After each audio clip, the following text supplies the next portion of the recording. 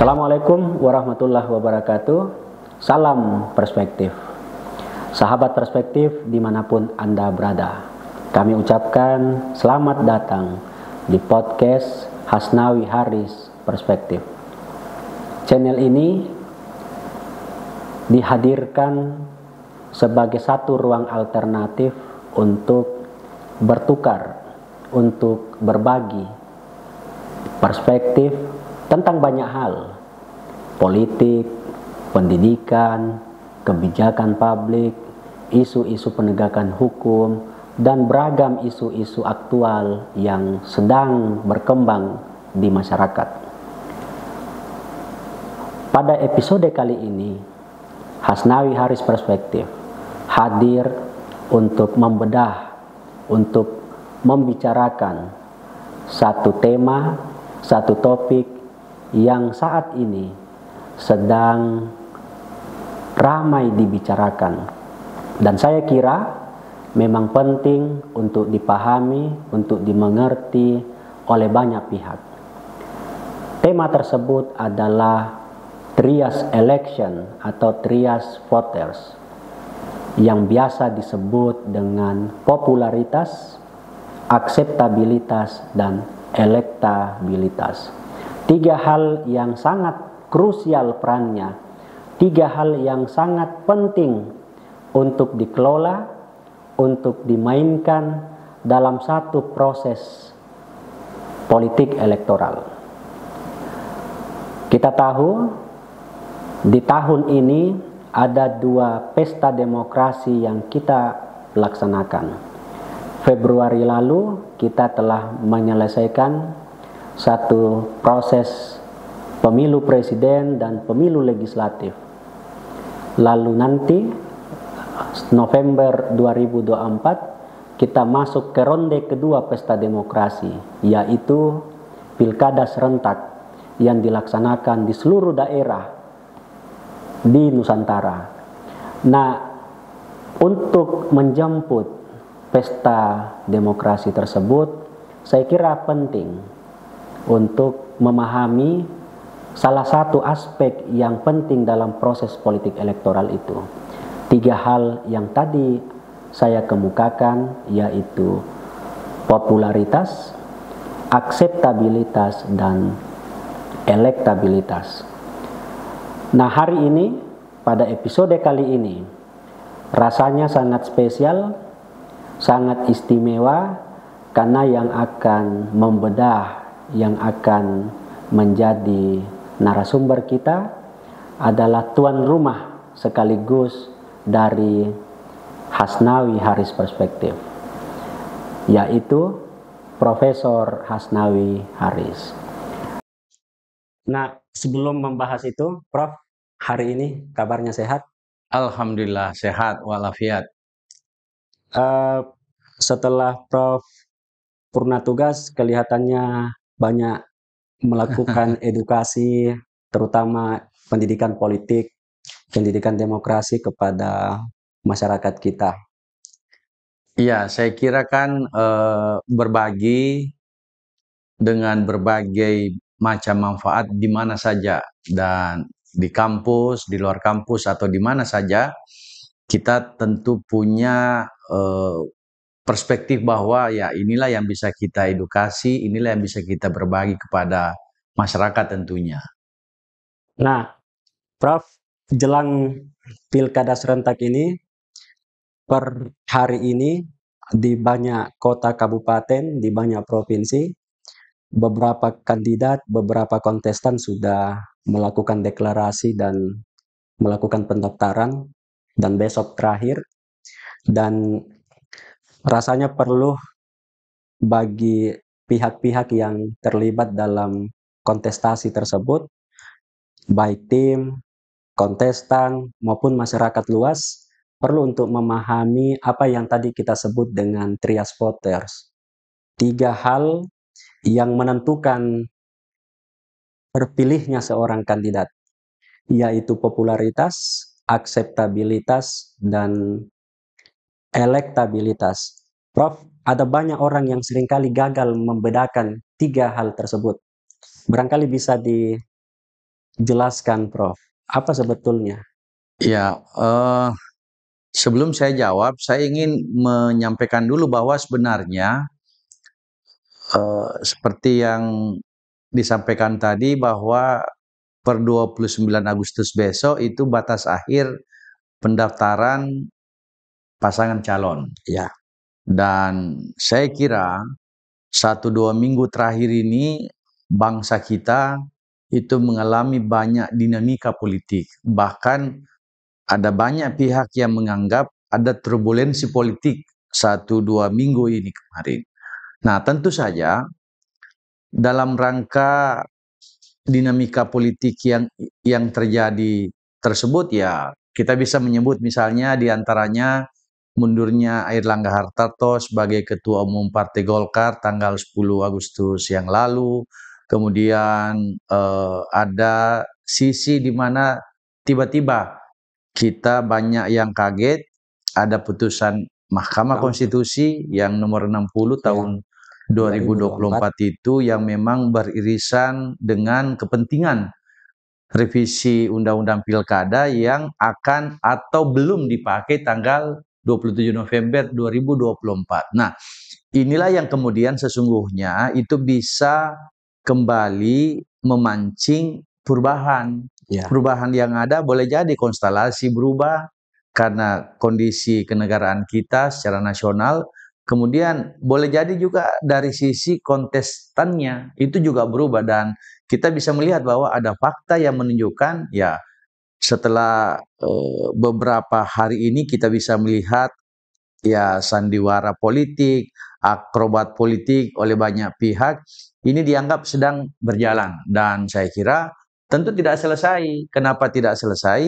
Boleh jadi nanti sebelum penetapan September itu boleh jadi akan ada lagi dinamika di sana, akan ada perubahan bahkan dan menurut saya ini sesuatu yang harus dipahami oleh para tim kontestan, masyarakat umum tentang bagaimana persiapan kita menjalankan satu election yang kita sebut dengan pilkada serentak nasional yang sudah ke-5 kalinya nanti ini tahun 2024. Ya, nah sekarang saya ingin mengatakan bahwa sesungguhnya teman-teman tim kontestan dan masyarakat sebenarnya tidak perlu terlalu larut dalam posisi bagaimana dinamika politik yang terjadi.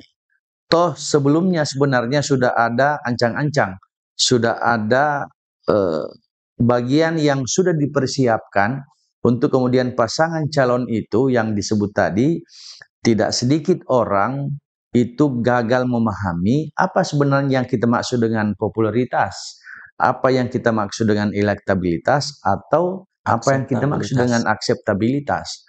Kalau kita lihat sebenarnya popularitas itu kan sederhananya adalah ya apakah pasangan calon itu terkenal atau tidak. Ia sudah dikenal oleh publik. Iya. Itu popularitas, Prof. Iya, kalau dia sudah dikenal oleh publik, oleh masyarakat berarti dia sudah populer.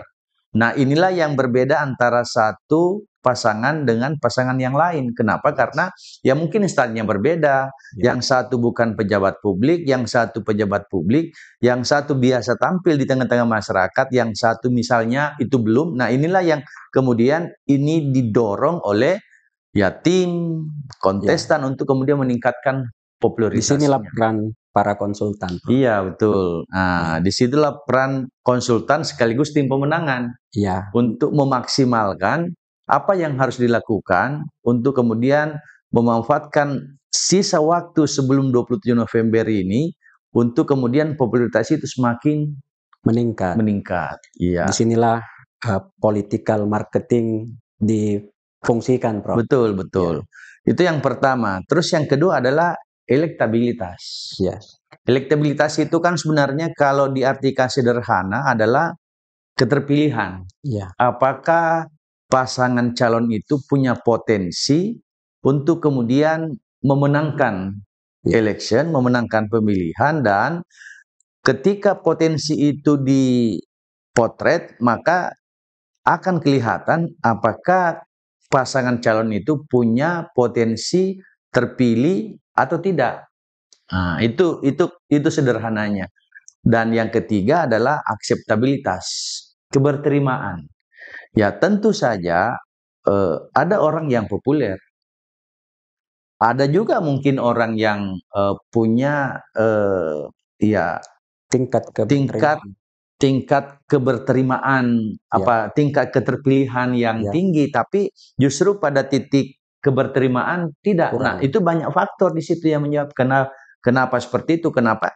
Karena misalnya kalau kita bicara tentang popularitas itu kan popularitasnya dia masih sosiometrik, Ya, istilahnya dalam ilmu politik dia sosiometrik, itu belum menyentuh apa karakteristik pemilih. ya, Jadi lebih kepada apa personal branding dari pasangan calon. dari Nah, kandidat ya. dari kandidat. Jadi akseptabilitas itu bagaimana itu bisa diterima, dan saya kira orang yang punya eh, potensi untuk menang adalah tingkat keberterimaannya tinggi.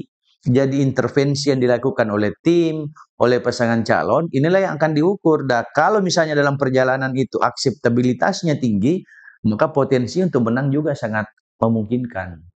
Jadi boleh jadi ada kandidat yang secara keterkenalan sangat populer, tapi masyarakat kurang berterima, Ya, atau sekalipun berterima boleh jadi tidak dipilih.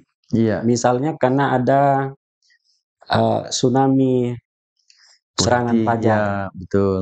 Itu bisa saja terjadi juga, Prof ya. Bisa, bisa. Bahkan sebenarnya kan kalau secara eh, Ya, sederhana atau faktanya selama ini popularitas itu kan bisa kita bagi dua. Yang saya sebut ya, tadi itu sosiometrik.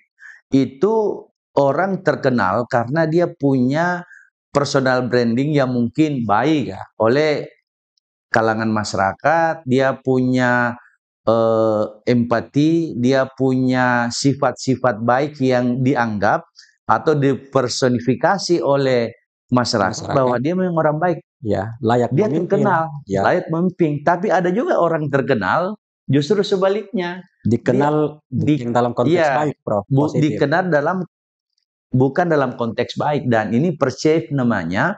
Dan inilah yang menurut saya untuk kemudian memaksimalkan popularitas yang plus minus tadi ini, ya tim harus bekerja meningkatkan elektabilitas dan akseptabilitasnya. Jadi citra publik itu disitulah perang tim Betul. untuk mengemas kontestan ini, kandidat, agar publik melihat ada kompetensi, kelayakan untuk menjadi kepala daerah misalnya di Betul, satu tempat. betul. Iya. Baik, Prof. Jadi jelang pilkada serentak ini, para tim, para kontestan itu tidak boleh larut dalam turbulensi politik yang tadi konteksnya diceritakan oleh Prof. Misalnya peristiwa pasca putusan Mahkamah Konstitusi, lalu mundurnya salah satu pimpinan partai politik, tapi harus bersiap-siap segera. Betul. Waktu terus berjalan, September nanti penetapan, dan setelah itu tahapan yang terpenting dari proses pilkada ini akan dilewati. Iya. Prof, tiga hal tadi, popularitas, akseptabilitas, dan elektabilitas, sebetulnya kalau eh, dipraktekkan dalam politik elektoral kita, apakah ini harus dilakukan secara berurutan? Misalnya tim harus mengemas agar popularitasnya meningkat, melejit, ataukah bisa bisa bertukar, bisa tidak berurutan, Prof. Dari popularitas lalu diterima oleh masyarakat, lalu datang ke bilik suara dipilih, atau seperti apa seharusnya tim melakukan itu, Prof? Ya, jadi kalau kita lihat aspek popularitas, kemudian akseptabilitas, kemudian elektabilitas, sebenarnya tidak ada rumus yang bisa memastikan bahwa urut-urutannya harus dimulai dari populer dulu, baru berterima, baru terpilih. Ya, Karena faktanya tidak sedikit pasangan calon itu berangkat pada star yang berbeda. Berbeda. Kenapa? Karena ada yang sudah populer yang saya sebutkan tadi, ada juga yang belum populer. Nah, ketika ini terjadi, ya tentu tim harus memanfaatkan kekuatan, kelebihan dari pasangannya. Kalau dia misalnya popularitasnya sudah tinggi, maka dia harus memastikan bahwa aspek akseptabilitasnya itu harus dia genjot. Kalau ini dia genjot, ya harapannya tentu misalnya keterpilihannya juga meningkat. Ya, Artinya apa? Algoritma pemilihan dalam politik dalam elektoral politik kita, ya, itu sebenarnya juga bisa datang dari banyak sumber. Jadi boleh jadi ketika orang bicara tentang pasangan calon, maka yang saya sebut tadi, karena startnya berbeda dari sisi popularitas, boleh jadi ya yang satu ini tinggal menginjot akseptabilitas, yang satu justru dia sudah masuk pada wilayah keterpilihan. elektabilitas. Atau Ya, sebaliknya, ya keterpilihannya atau elektabilitasnya ini yang kita anggap dia sudah cukup bagus, maka dia harus memastikan bahwa apakah betul akseptabilitasnya sudah bagus sebelumnya, seperti itu. ya. Meskipun pada akhirnya Prof ya, seringkali ada kandidat yang popularitasnya rasanya tidak ada pemilih yang tidak mengenalnya. Iya, Eh, Citra publiknya juga cukup bagus sehingga cukup diterima oleh publik. Tapi Prof, seperti yang masyarakat umum tahu, money politik kita itu sangat tinggi sehingga elektabilitas itu yang menjadi kunci di ujung itu bisa membuyarkan popularitas, bisa eh, apa namanya, menggeser akseptabilitas. Ada kandidat yang sudah sangat diterima oleh publik tapi tidak dipilih di TPS karena iya, ada sesuatu hal iya, jelang misalnya pemilihan. iya, Eh, Disitulah penting barangkali Prof ya, bahwa kandidat tidak sekedar punya kapital sosial, tapi juga punya kapital finansial Prof. Atau seperti apa agar tiga hal tadi ini bisa beriringan Prof? iya. Kalau saya melihat dari perspektif yang cukup luas, ini kan potret demokrasi kita di Indonesia ini masih potret demokrasi prosedural. Kita baru menuju ke demokrasi substansial. Dan perjalanan ini itu tentu saja kita sebut dengan transisi demokrasi. Transisi. Nah, karena transisi demokrasi, kita tidak mengatakan bahwa wajar ada money politik, wajar ada intervensi, wajar ada intimidasi, tetapi dalam proses perjalanan panjang ini, kemungkinan itu bisa terjadi.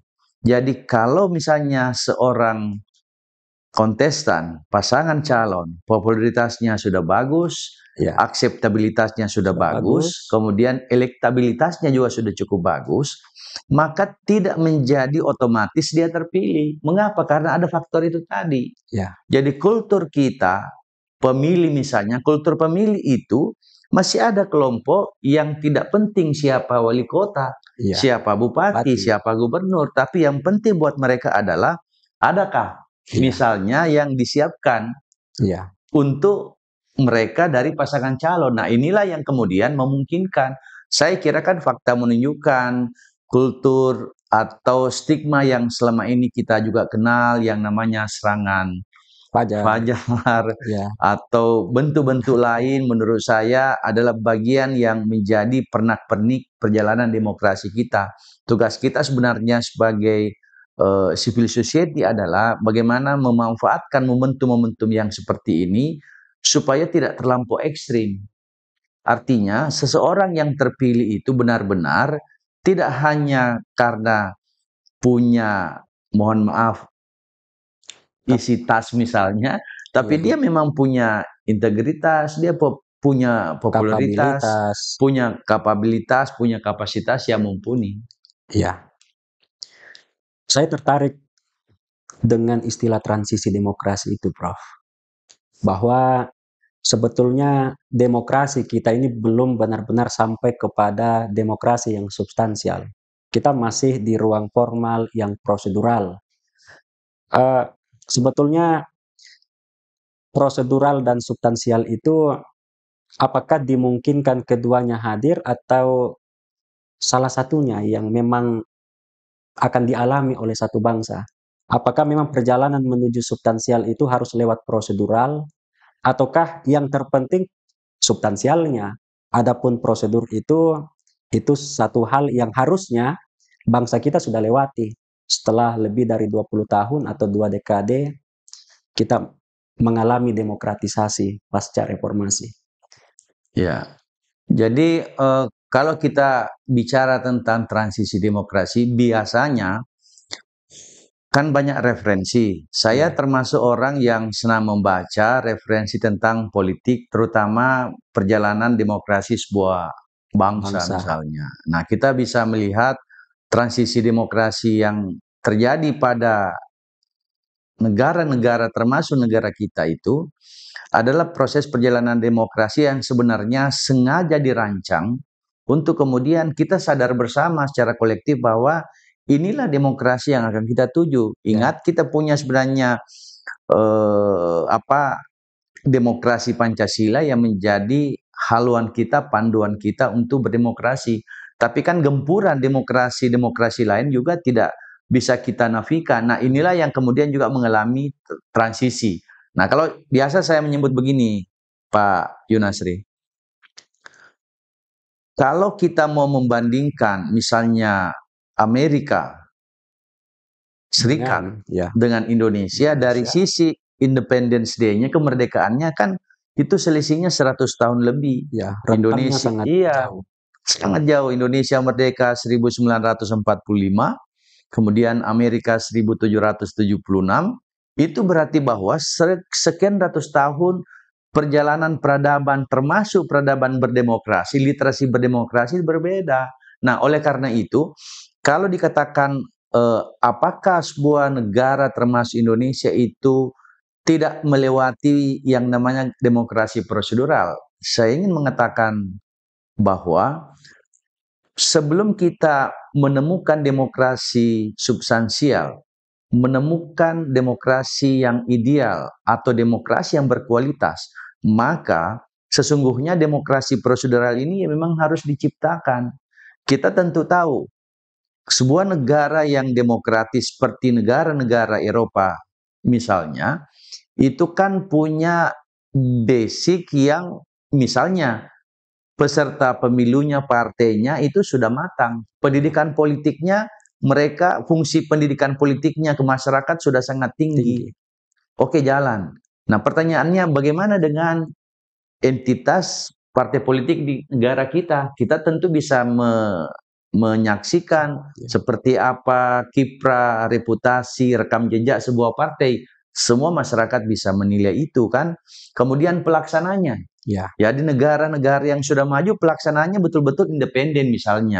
Betul-betul dia transparan, jujur dan adil. Nah, faktanya di kita misalnya Komisi Pemilihan Umum sebagai penyelenggara pemilu, apakah sudah seperti itu?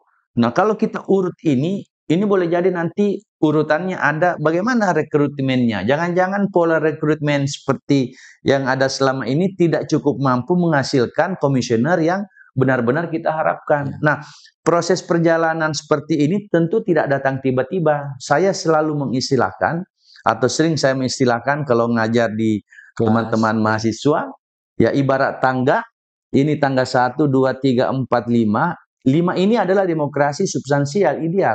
Untuk sampai di demokrasi substansial, demokrasi yang berkualitas, yang ideal, kita harus melewati tangga-tangga, tangga 1, tangga 2, tangga 3, atau tangga 4. Dan menurut saya, lompatan tangga ini menunjukkan itulah yang kita bangsa ini kemudian memiliki kematangan, kedewasaan dalam berdemokrasi. Ya wajar, kalau kita merdeka baru 79 tahun, saya kira praktek berdemokrasi kita masih kadang-kadang yang kita sebut tadi ada turbulensi politik, bahkan kita menyaksikan ada paradoks demokrasi, ada anomali demokrasi, ada demokrasi beku, ada demokrasi semu. Itu kan bagian-bagian yang sebenarnya kita saksikan bahwa ini sudah berjalan dan insya Allah Kalau kita punya kesabaran kolektif yang banyak, ya, yang cukup, banyak. insya Allah demokrasi substansial yang ideal ini bisa kita capai. Pelan-pelan kita akan capai. Pelan-pelan bisa kita capai. Jadi meskipun betul kita menghadapi kritik, misalnya Freedom House, The Economics Intelligence Unit, itu setiap tahun memberi koreksi kepada demokrasi kita yang dianggap mengalami stagnasi, bahkan belakangan mengalami regresi atau kemunduran. Tapi kita masih punya optimisme, kita masih percaya bahwa demokrasi kita sebetulnya meskipun masih dalam transisi, tapi bergerak maju. Tangga-tangga demokrasi itu pelan-pelan kita lewati. Betul, betul. Karena begini, kita tidak bisa menemukan sebuah template atau formula yang kira-kira itu bersesuaian dengan kondisi masyarakat. Kalau kemudian tidak ada trial and error di situ, kita harus coba dulu misalnya. Nah, harapannya tentu trial and error inilah yang kita coba, lalu ada evaluasi, ada refleksi untuk kemudian menghasilkan kebijakan, menghasilkan regulasi yang memang kira-kira sudah cocok dengan ya pemilih Indonesia yang misalnya sudah banyak generasi Z atau masih banyak generasi milenial atau masih banyak generasi kolonial. Nah, inilah semua yang bisa membuat gradasi yang tadi ini berbeda-beda. Baik, terima kasih Prof. Tampaknya kita sudah berada di akhir segmen, akhir episode. Barangkali ada catatan yang menurut Prof perlu untuk kita sampaikan kepada publik, kepada pemilih, khususnya jelang pilkada serentak November mendatang. Kaitannya bagaimana seharusnya kita menyelenggarakan demokrasi itu secara beradab, secara arif, setelah melihat konteks atau suasana berdemokrasi kita hari-hari terakhir ini, Prof. Iya, tentu saja sebagai akademisi, sebagai pengamat, saya tentu ingin menyampaikan perspektif saya dulu bahwa hati-hati setelah pendaftaran besok 29 Agustus itu tidak boleh kemudian mengendorkan popularitas, akseptabilitas dan elektabilitas tim untuk kemudian digenjot terus. Itu mengapa? Karena potensi untuk ada perubahan dari tanggal 29 Agustus ke 22 September pada saat penetapan berpotensi ada perubahan. Tiba-tiba ada turbulensi politik, tiba-tiba ada hal-hal yang orang tidak bisa perkirakan. Makanya ya tentu saja tim pasangan calon ini harus mempersiapkan sedemikian rupa agar tetap fokus yang saya sebut tadi itu. Fokus bagaimana tetap meningkatkan popularitasnya, bagaimana meningkatkan akseptabilitasnya dan aspek elektabilitasnya.